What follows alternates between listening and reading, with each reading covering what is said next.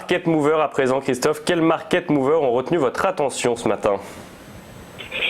Eh bien, comme chaque semaine, nous allons nous intéresser aux actifs, aux sous-jacents qui ont été privilégiés par nos investisseurs en produits de bourse, déjà sur les turbos puis sur les varants, puisqu'on le rappelle, c'est deux stratégies bien différentes. Sur les turbos, on est directionnel sans utilisation de la volatilité. Sur les varants, on va plus aller jouer des mouvements de relativement court terme. Donc sur les turbos, turbo limité baisse, eh ben, on retrouve toujours les grands actifs, puisque ce sont les indices et les matières premières qui dominent, en l'occurrence le CAC 46,9% des échanges.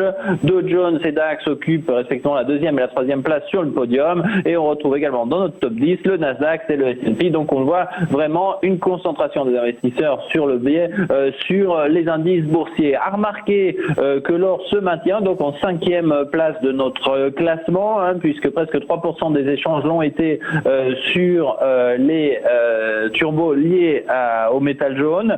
On voit les autres matières, les autres métaux précieux qui sont peut-être un peu repliés au cours de la dernière semaine, ce qui peut être parce qu'on a bien vu dans l'exemple, sur les chiffres des volumes, on voyait que les matières premières s'étaient repliées, et c'est principalement du fait que les investisseurs sont peut-être un peu moins attentifs au cours des dernières séances aux autres métaux précieux. Donc indice clairement en tête avec notre CAC 40 qui tient le haut du pavé, mais tout de même les indices étrangers qui restent aux alentours de 15% des échanges. Si on s'intéresse maintenant aux actions, donc aux titres qui ont le plus attiré l'attention, on peut déjà remarquer que dans les turbos, on a eu Total, Kering et LVMH, donc je dirais les sous-jacents habituels, ceux qui plaisent le plus à nos investisseurs en produits de bourse. Si on regarde ce qui s'est passé sur les varants, et c'est là peut-être que c'est plus intéressant pour sentir le mouvement, puisque sur les varants, outre le CAC qui a représenté 42% des échanges, on retrouve également les titres bancaires avec Crédit Agricole, Société Générale et BNP Paribas qui